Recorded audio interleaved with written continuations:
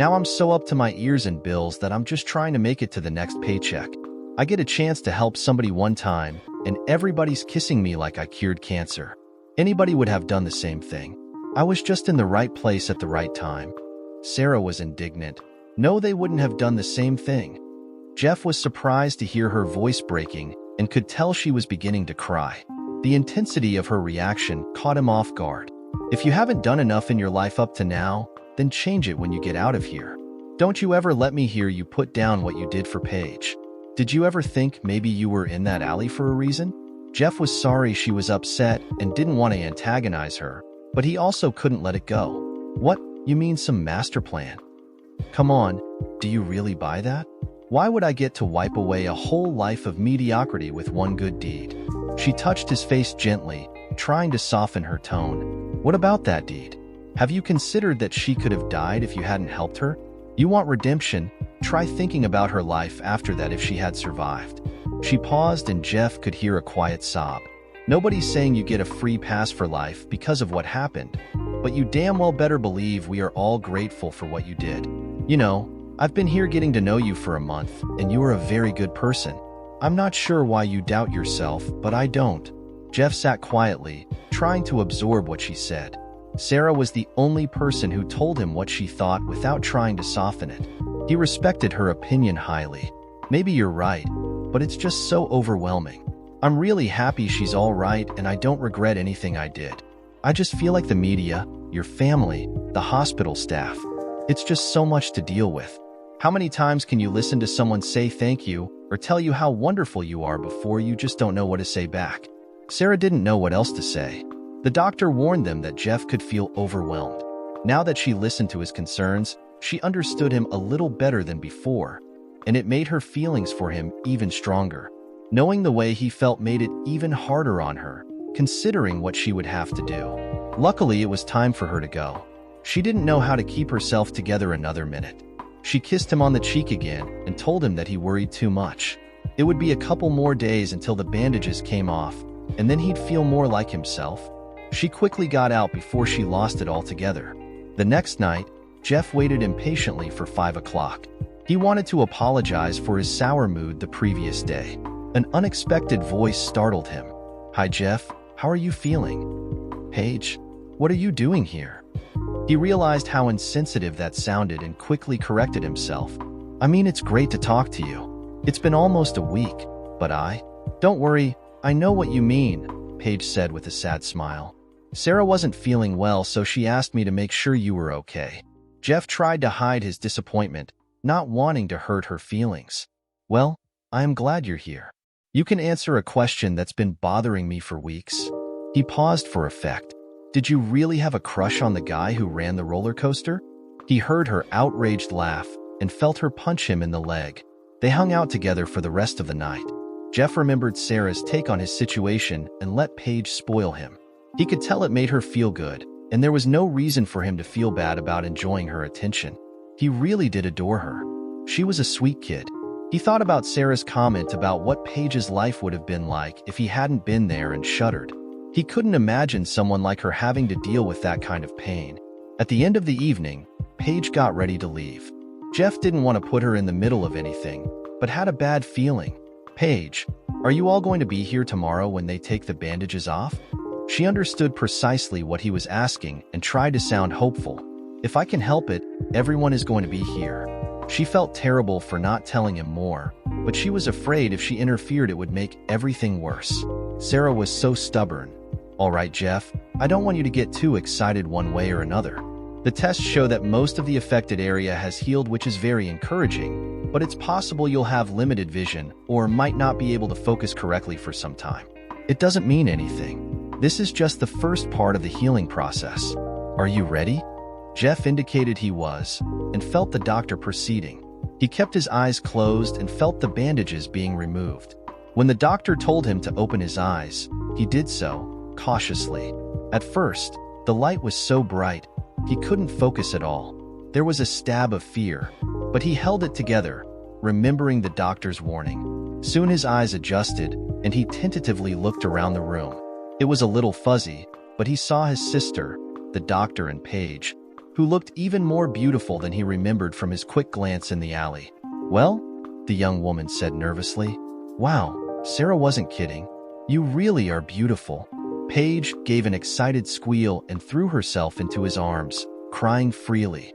Jeff was tempted to tell her it hurt like hell to have her crash into his chest, but he couldn't bring himself to spoil the moment. As he looked around the room, he saw her father, a distinguished-looking gray-haired gentleman of about 50. Although he was older, he was in remarkable shape. Jeff thought that he looked like the kind of man who was fully capable of watching out for two daughters. He noticed that Stephen was hugging Katie. The only thing missing was Sara. "She's not really sick, is she?" Jeff asked, already knowing the answer. Paige couldn't look him in the eye. She had argued with Sara for hours, but to no avail. Her sister was intractable. "No, she wouldn't come." "I'm sorry, Jeff. I tried everything, but she wouldn't budge." Jeff was despondent. "I just don't understand. I thought how could I have been so wrong?" Paige looked at her father with frustration. Ignoring a warning glance, she shocked Jeff. "She does like you. Maybe it's even more than that." Jeff was confused and more than a little frustrated. Then why isn't she here? What the hell is going on? Katie looked to Paige, then to Stephen and said, "Look, he's my brother. If you don't tell him, then I'm going to. This isn't fair." Stephen appeared to be having a terrible argument within himself. He looked at Katie, then at Jeff, and finally made up his mind. "She didn't want you to see her," he said quietly. Jeff looked like that answer made him more upset than before, so he continued. "Look, son, we all were hoping she'd tell you herself. None of us were trying to hide it from you, but it's such a difficult situation." Jeff started to really get upset as the tap dance continued. "Stephen, you're obviously going to have to tell me, so just do it. This guessing game is just making it worse." When he saw the man cringe, Jeff regretted his words. This was obviously very serious and incredibly difficult for him to talk about. No matter what frustration he was feeling, there was no need to make this harder for him. Paige couldn't take it anymore and just blurted out, "They were so happy when you saved me. No one wanted me to end up like her." She covered her face and burst into tears. What the hell is that supposed to mean? Jeff had a sinking suspicion, but he couldn't bear the thought. Stephen finally spoke again. "Jeff, when Sara was in high school, she was sexually assaulted." Jeff felt like he had the wind knocked out of him. This had to be some kind of cruel joke.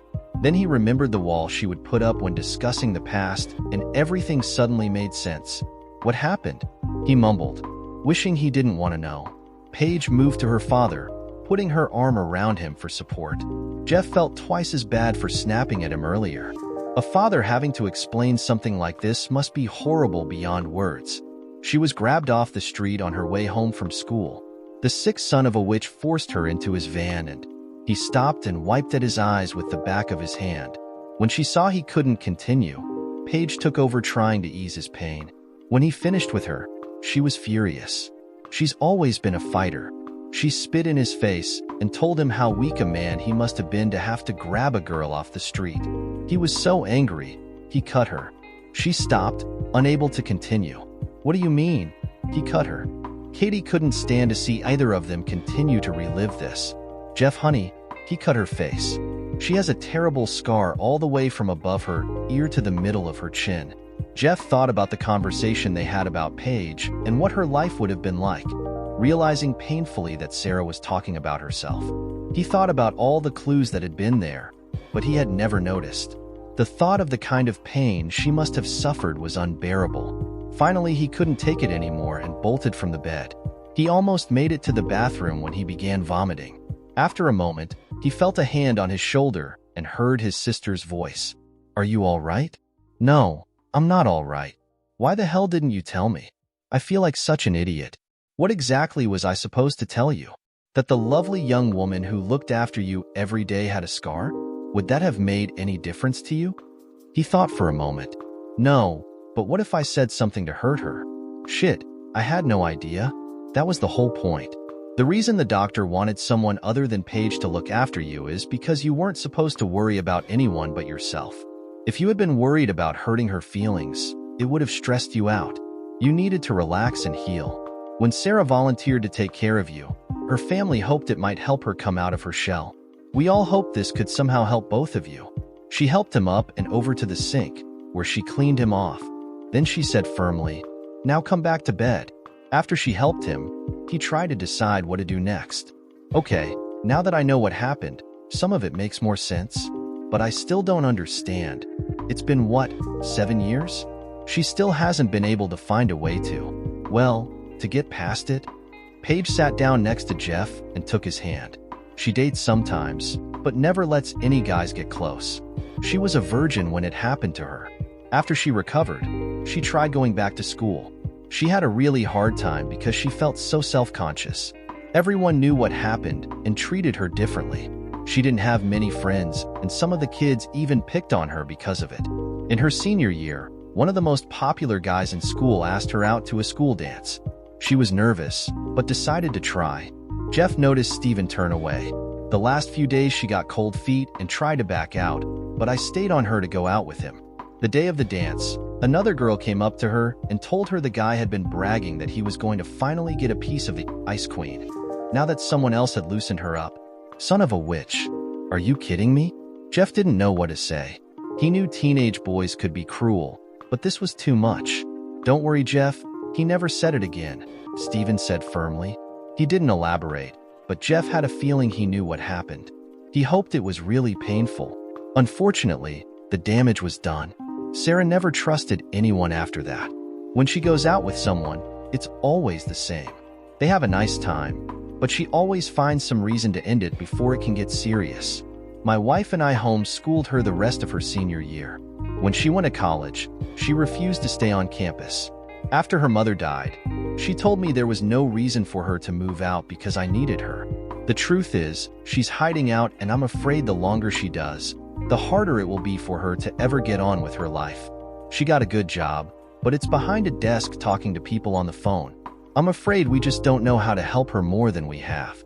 The problem is that the scar is a constant reminder of what happened to her. Every time someone meets her, she knows that it's the first thing they notice about her, and it's tied to the worst memory imaginable.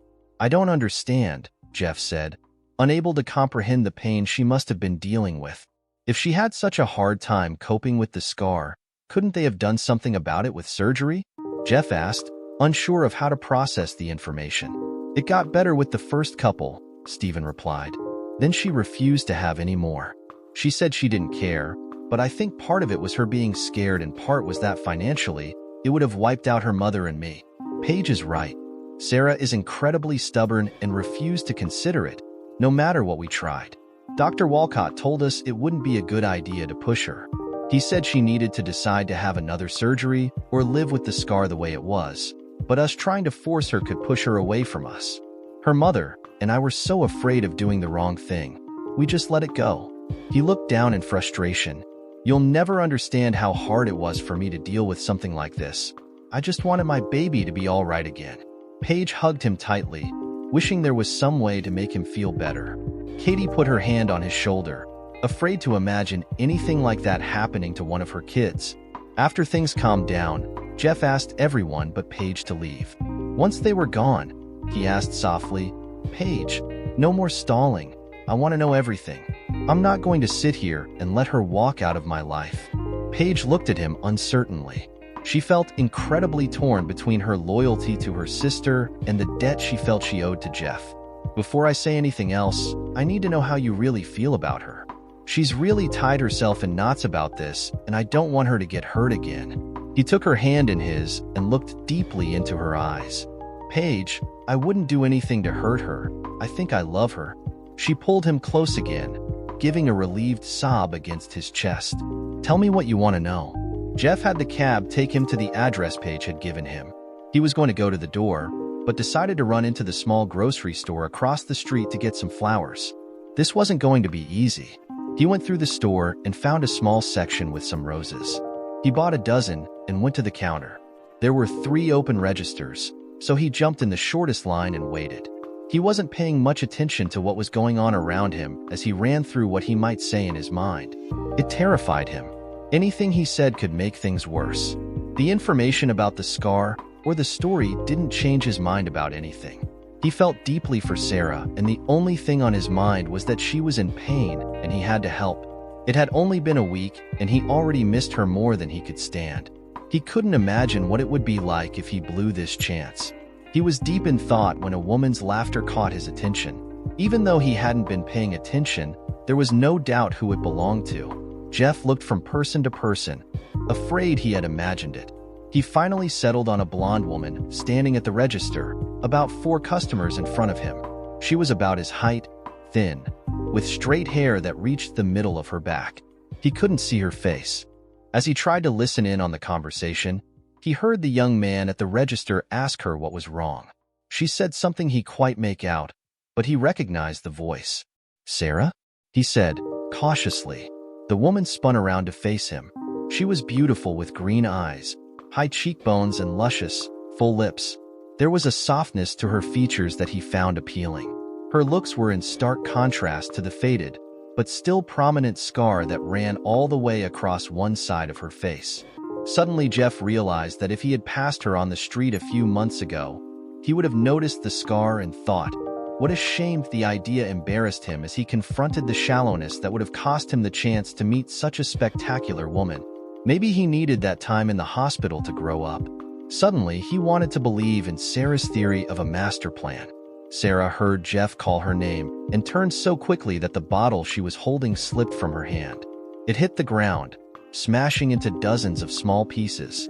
While she tried to recover from the shock, she realized that all activity in the store had ceased. The activity around them stopped too as the people waited to see what was happening.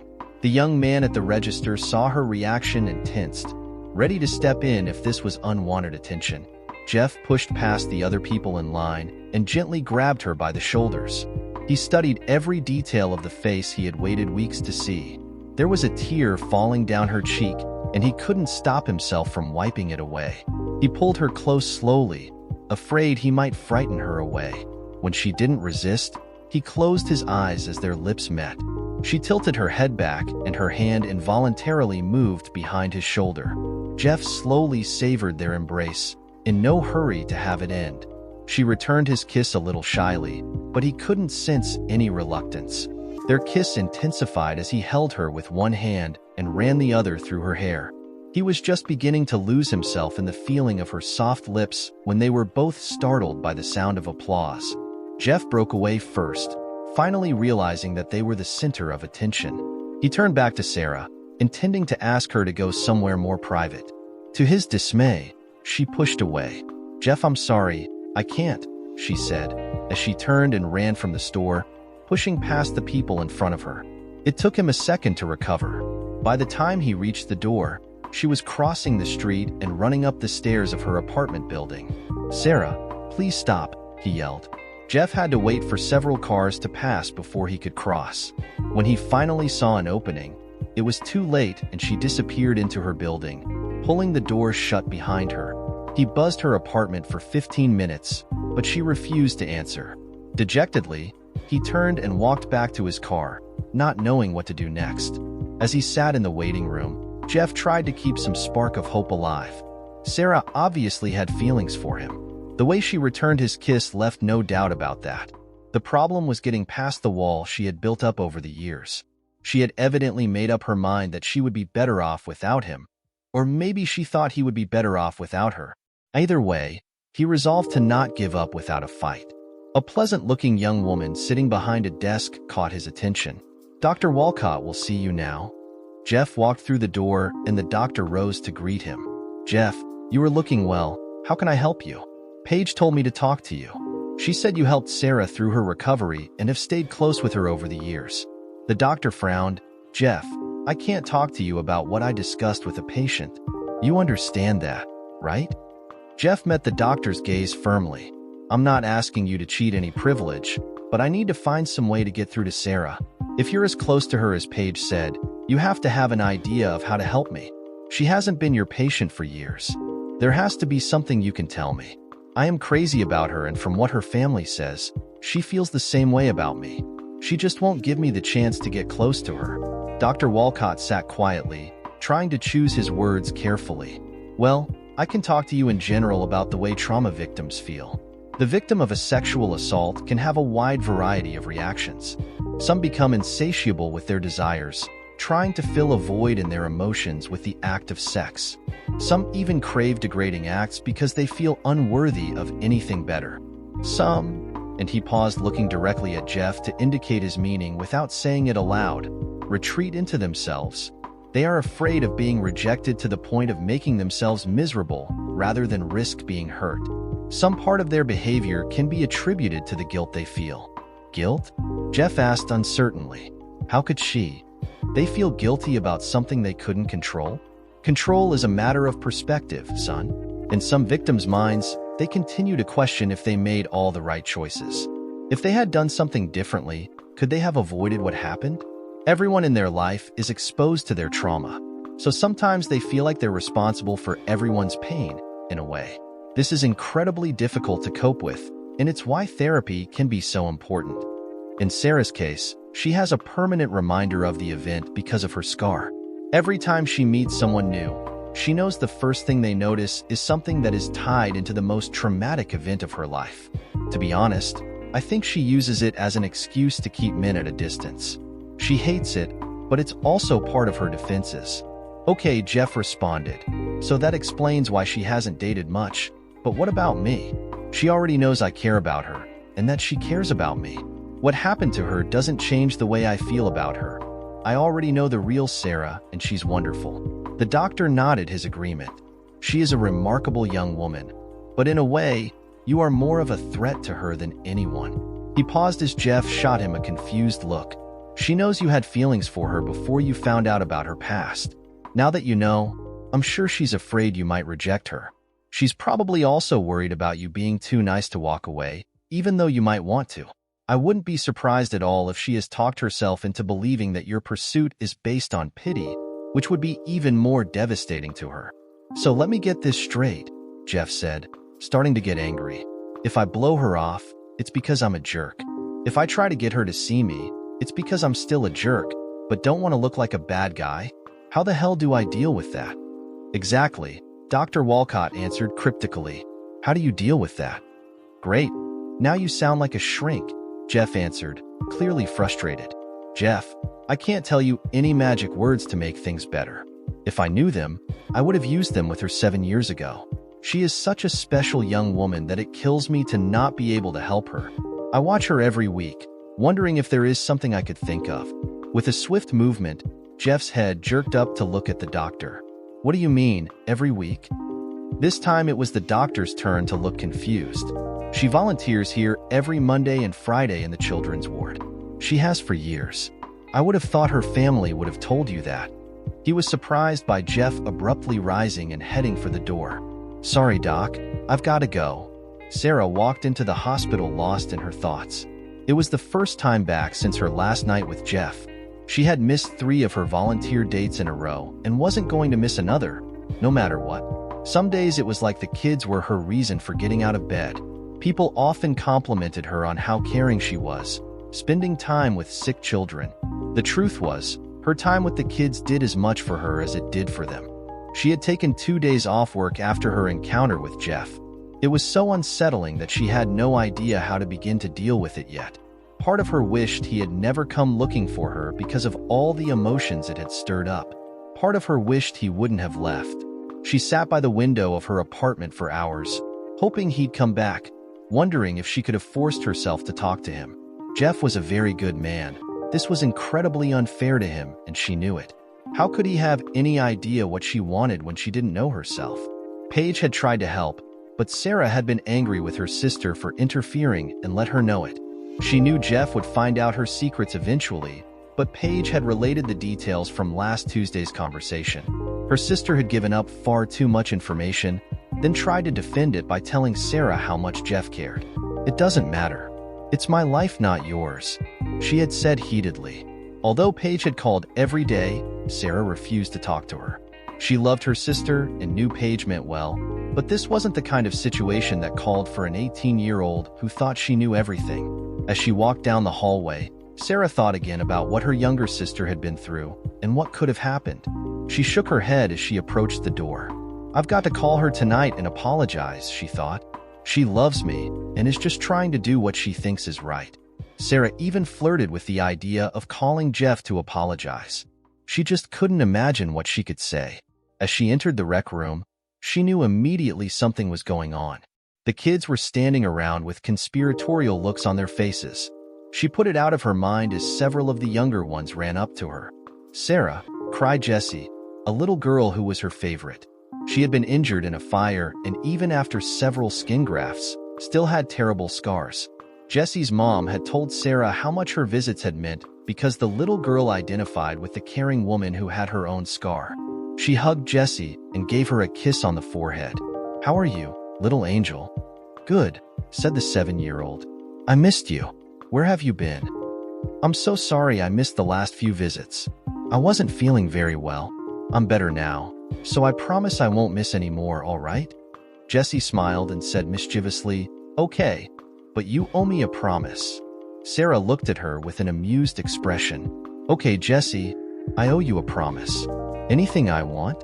"Yes, I promise. Anything you ask me." She laughed at Jessie's persistence. She expected to be making a trip to the cafeteria for a candy bar any second now. "Well," said the child shyly, "one of the boys here likes you." Sara looked around the room quickly, noticing flowers on one of the tables. "He was scared to tell you. So he bought you flowers and asked me to do it because we're friends. He wants a kiss from you and wants to tell you something.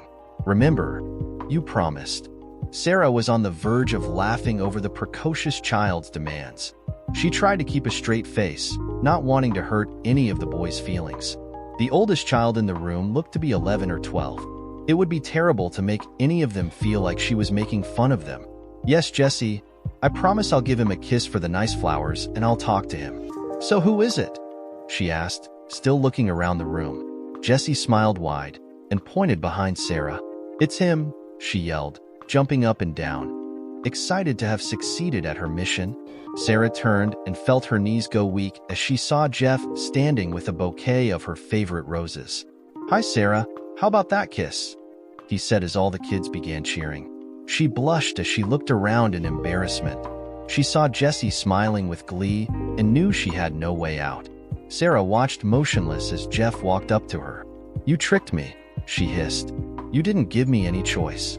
Now are you going to let the kids down, or are you going to kiss me?" She leaned forward to give him a peck on the lips, but he caught her and pulled her against him. He kept his lips pressed against hers, tilting his head so he could kiss her more deeply. She felt herself losing control again, just like at the grocery store when the loud, "Oh," of the children broke them out of their moment.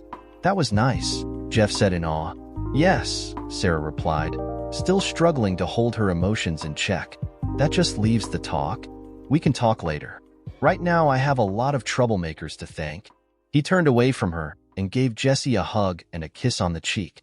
Sara watched him, feeling caught in a whirlwind.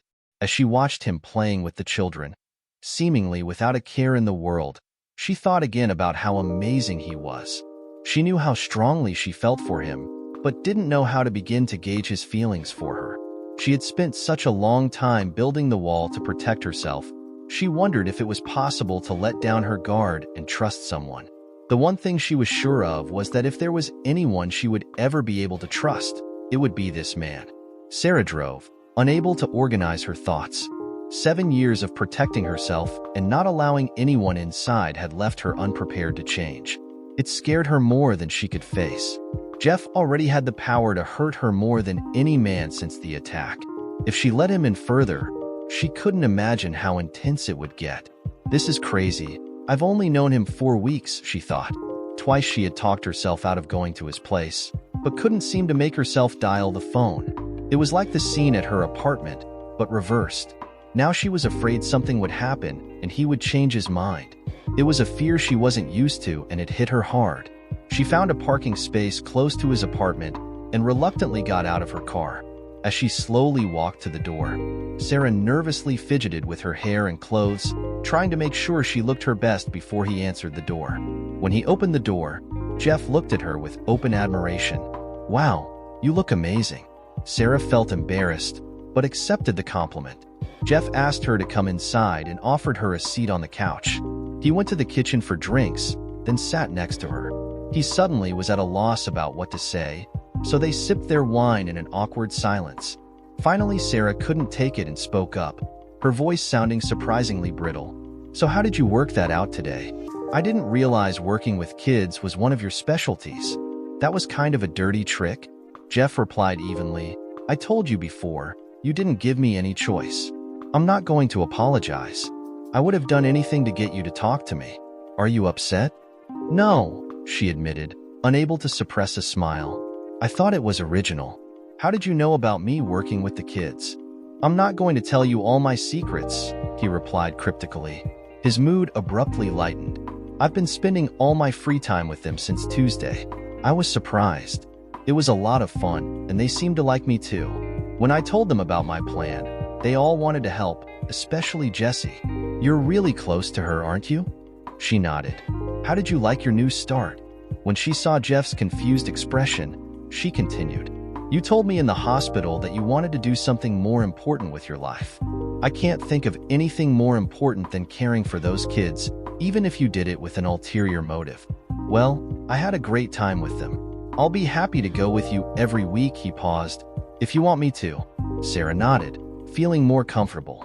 "Listen, Jeff, I have to apologize about not coming to the hospital at the end. I didn't know how to handle what would happen when you could see again, so I ran away." She looked away. "I guess I've been doing that for a while." He took her hand. "So my question is, are you ready to stop running? I don't want to push you to talk about anything until you're ready, but I want you to know you can trust me. I don't know what else I can do to make you see that I'm right where I want to be and I'm not going anywhere." Sara sat quietly for a moment. "I can think of one thing," she said quietly, unable to look him in the eyes. "That night at the hospital, I did something I've never even considered doing before. It made me want more." He could hear her voice start to break. "The only memory I have about sex was a terrible one. I want to have good a memory with someone I care about." Jeff put a finger under her chin and tilted her head up so he could look her in the eyes.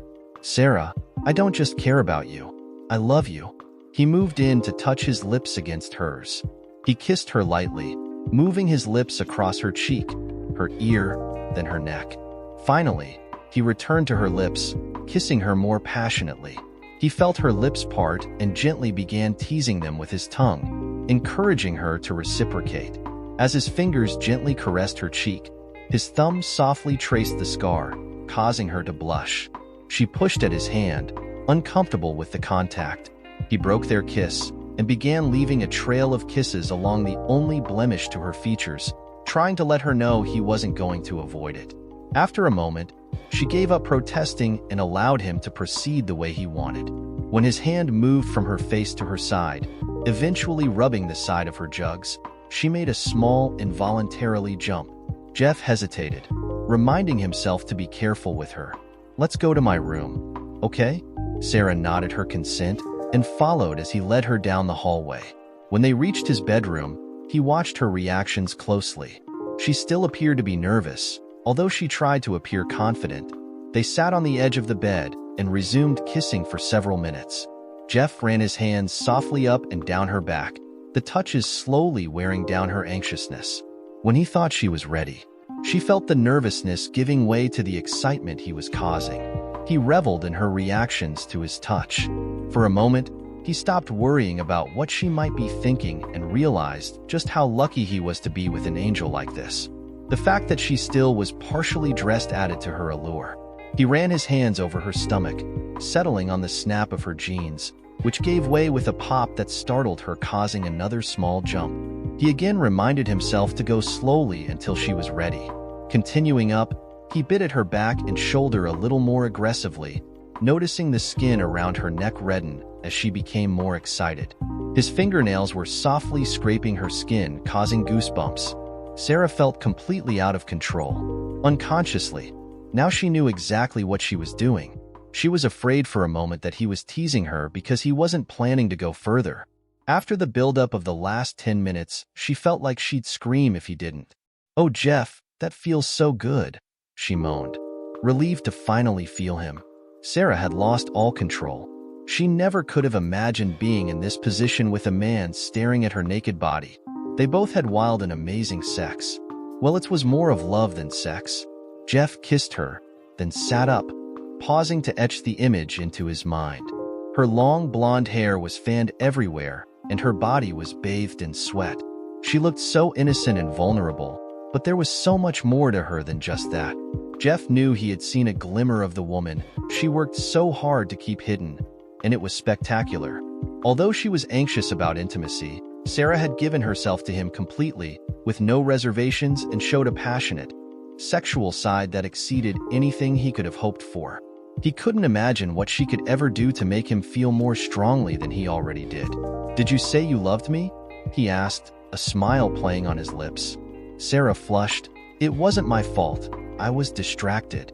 She smiled back, allowing him to see her with her defenses down. "You weren't playing fair." "Well, let's see if I can make you say it again," he said with mock seriousness. "We'll take as much time as you need, okay?" he said tenderly. Jeff wanted to reassure her. He knew she wanted this, but was still unsure of herself and of him. He kissed her, running his hands up and down her body, trying to recreate the earlier mood. "Honey, I don't know." She started to protest, but Jeff stopped her with another kiss. He was surprised to see tears in her eyes as her body trembled, then shuddered violently several times. He pulled her down against his chest, savoring the sensation of her climax. He was doing everything possible to delay his own orgasm, desperate to make this as memorable for her as possible. "I love you," she said again, never letting her eyes lose contact with his. She continued staring directly at Jeff, as if she needed to have some kind of unbreakable connection for this moment. After a moment to savor the sensation, she gave him a blank stare, unsure what to do next. "Let me," Jeff said softly. Sara was already mentally exhausted from the events of the day, and physically exhausted as well.